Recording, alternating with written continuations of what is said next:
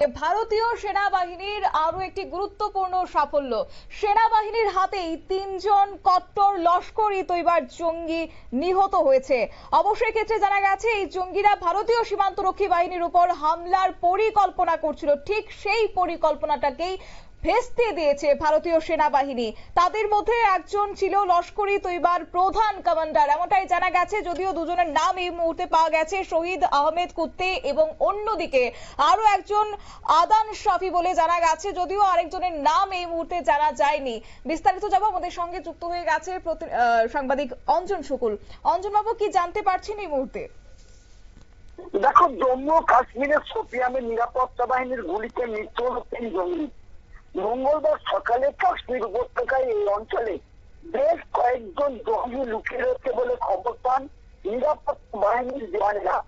প্রায় ঘন্টা ধরে চলে এই অভিযান শেষ পর্যন্ত সাফল্য এলো বাহিনী। প্রথমে জম্মু কাশ্মীরের কুলগাঁওতে অভিযান শুরু হয়েছিল, যা পরে শোপিয়ানের দিকে সরে আসে। সূত্রের খবর, এই এলাকায় ৩-৪ জন জঙ্গি লুকিয়েছিল। তাদের খোঁজে বাহিনীর অভিযান শুরু হতেই দুপক্ষের মধ্যে গুলির লড়াই বেঁধে যায়। শোপিয়ানের এই সন্ত্রাসবাদীরা ৫ জঙ্গি গোষ্ঠীর লস্কর-ই-তৈবার সঙ্গে জড়িত বলে সন্দেহ করা হচ্ছে। যদিও বাহিনীর তরফে এখনো পর্যন্ত এ বিষয়ে কোনো মন্তব্য করা হয়নি। আধিকারিক সূত্রের সংবাদ এবং পিটিআই জানিয়েছে, দক্ষিণ কাশ্মীরের শোপিয়ানে গুরুর কেল্লা এলাকার কয়েকজন জঙ্গি লুকিয়ে রয়েছে খবর পায় নিরাপত্তা বাহিনীর জওয়ানেরা। গোপন সূত্রে পাওয়া এই তথ্যের ভিত্তিতে সোমবার সকাল থেকে অভিযান শুরু করে বাহিনী। প্রাথমিকভাবে জঙ্গিদের খোঁজে তল্লাশি অভিযান শুরু হয়েছিল, কিন্তু বাহিনীর জওয়ানেরা দেখে জঙ্গিরা গুলি চালাতে শুরু করলে পাল্টা গুলি চালায় জওয়ানেরা।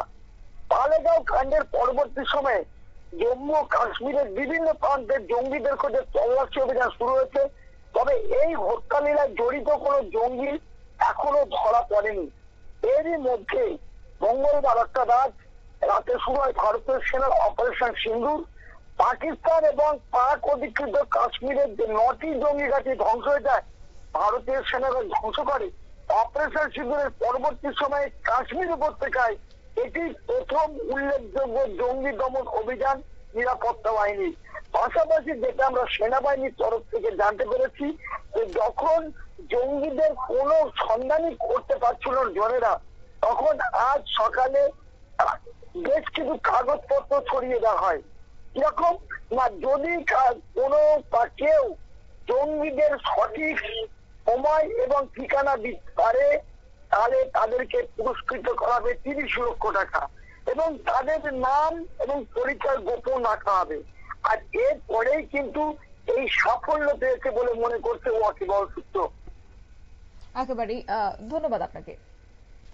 আপনারা শুনলেন, এবং সেই সঙ্গে বলে রাখি যে আজকে যে সেনাবাহিনী, ভারতীয় সেনাবাহিনীর হাতে নিহত হয়েছে ৩ জন কট্টর লস্কর-ই তৈবার জঙ্গি, যার ফলে বলা চলে যে ভারতীয় সীমান্তরক্ষী বাহিনীর জন্য একটি গুরুত্বপূর্ণ সাফল্য।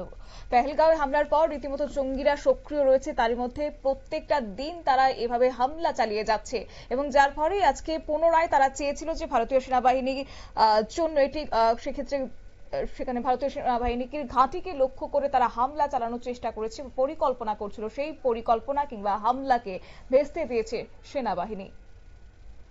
নিয়ে নিচ্ছি ছোট্ট একটি বিজ্ঞাপন বিরতি, সঙ্গে থাকুন।